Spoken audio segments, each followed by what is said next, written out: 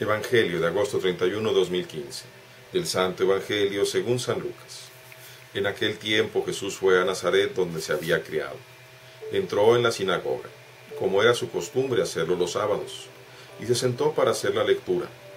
Se le dio el volumen del profeta Isaías.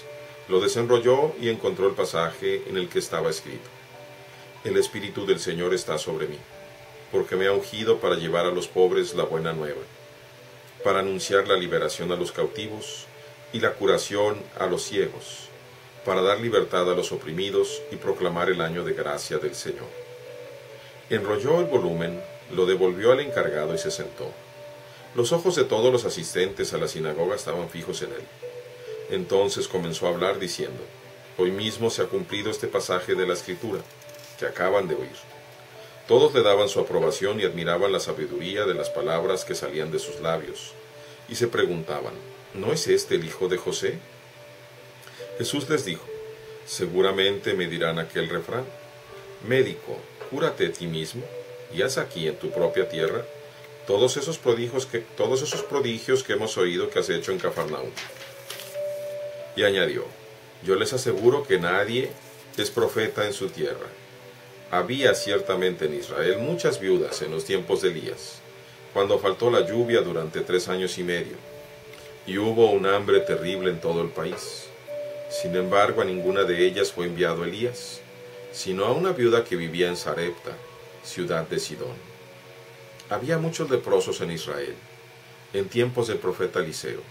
Sin embargo, ninguno de ellos fue curado sino Naamán, que era de Siria.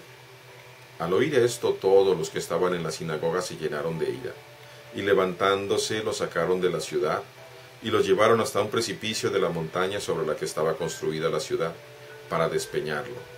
Pero él, pasando por el medio de ellos, se alejó de ahí. Palabra del Señor. Gloria a ti, Señor Jesús. Tomemos una pequeña parte de la primera de San Pablo a Tesalonicenses. No queremos que ignore lo que pasa con los difuntos, para que no vivan tristes como los que no tienen esperanza. Si creemos que Jesús murió y resucitó, de igual manera debemos creer que a los que murieron en Jesús Dios los llevará con él. Muy bien, solamente quiero hablar una pequeña parte de eso. Muchas veces, cuando un familiar, y sobre todo cuando es un familiar muy querido, muere, tenemos como un dolor muy penetrado en nuestro corazón, un dolor muy fuerte, algo que nos conmueve, nos lastima, porque ciertamente extrañamos a la persona. Pero por otro lado, debemos de encomendarlo en la oración, probablemente ofrecer eucaristías por él, las intenciones, nuestras intenciones, hacer sacrificios para su salvación y esforzarnos, porque considero que muchas personas que se esfuerzan y nos esforzamos, podremos por la misericordia de Dios precisamente alcanzar la vida eterna. Y entonces, allá precisamente veremos a nuestro padre, a nuestra madre, a nuestro hijo que falleció, a lo mejor joven en un accidente, a lo mejor un bebito. Podremos verlo allá y conocerlo allá realmente. ¿Qué vemos precisamente en el Evangelio? El Señor está en su tierra y va a la sinagoga, porque es ahí, según el Evangelio de Lucas, donde va a empezar su ministerio. Estamos en el capítulo 4 de San Lucas. Y lee el pasaje de Isaías: el Espíritu del Señor está sobre mí, me ha ungido para llevar a los pobres la buena nueva, anunciar la liberación a los cautivos, la curación a los ciegos, para dar libertad a los oprimidos y proclamar el año de gracia del Señor. Ese es un anuncio muy hermoso, y el Señor ha ido a la Galilea de los paganos a darlo, pero ciertamente no está en medio de los paganos, sino está en medio de aquellos que pretenden adorar a Dios. Probablemente el anuncio que les da no les impresiona. Y no les impresiona precisamente porque no se sentían ellos aludidos, porque no sentían ellos que había necesidad, para que entre ellos no había pobres, ni cautivos, ni ciegos, ni oprimidos, que no había necesidad de la gracia del Señor. Más bien tenían ellos otra intención, otro interés. Ya habían escuchado que el Señor había hecho muchos milagros en Cafarnaúm. Y cuando Él llega a este lugar, están esperando a ver qué les trae.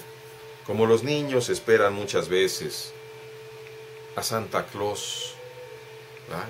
Esa imagen, ¿verdad? Están esperando al que viene a darnos regalos, a ver qué me va a dar. A mí no me interesa, yo necesito algo. ¿Cómo es nuestra fe en Dios? ¿Qué es lo que estamos esperando de Él? ¿Esperando cosas materiales? Por eso nos acercamos a Él, como dicen muchos de nuestros hermanos protestantes e inclusive de nuestros hermanos judíos. Es que si te va bien estás bendito por Dios, pero si te está yendo mal económicamente, entonces tienes un problema. Arrepiéntete, pídele a Dios. Pero es que ¿acaso no podemos contemplar precisamente, por ejemplo, al Cristo, dónde terminó? ¿No podemos contemplar a la Virgen María, cómo fue su vida? ¿No podríamos contemplar al Bautista? ¿Qué estoy diciendo? Que Dios nos viene a ofrecer otra cosa no material, sino algo que sobrepasa y con mucho los deseos más profundos de nuestro corazón. Por eso vienen estas preguntas.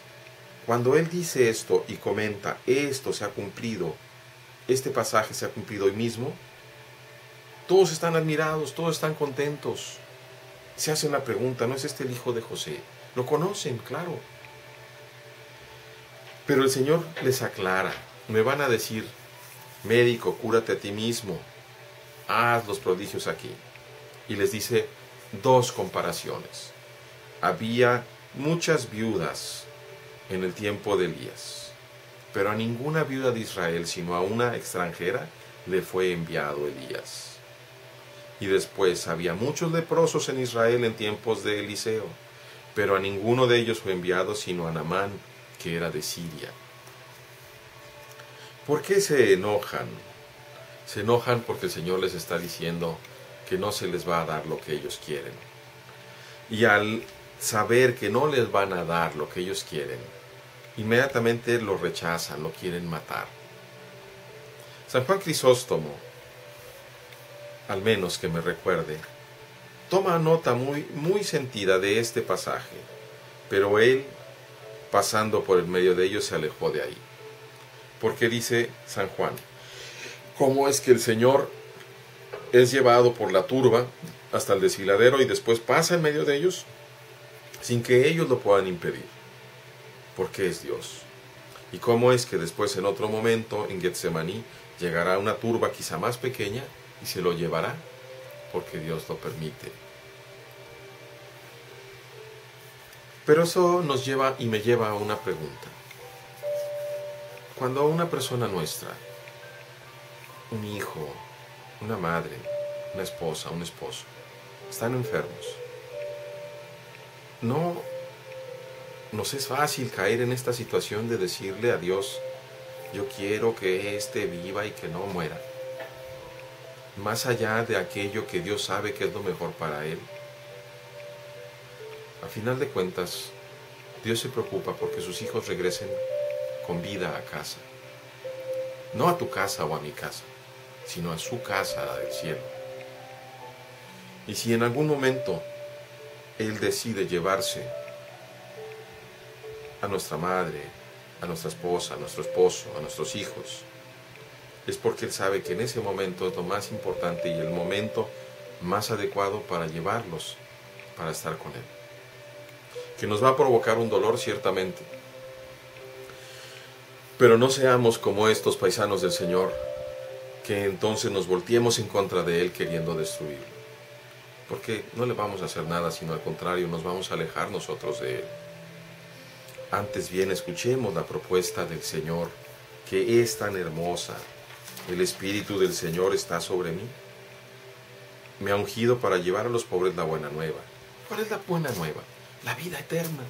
Esa es la buena nueva. Anunciar la liberación a los cautivos, los que estamos bajo el peso de los pecados. La curación de los ciegos que no podemos ver la obra de Dios. Libertad a los oprimidos por el demonio y sus secuaces. El año de gracia. Eso es lo que se nos ha venido a presentar. Alegrémonos y gocémonos, porque todo el mundo completo no vale lo que tu alma vale. Y Dios mismo ha venido a rescatarnos. Dios les bendiga, hermanos.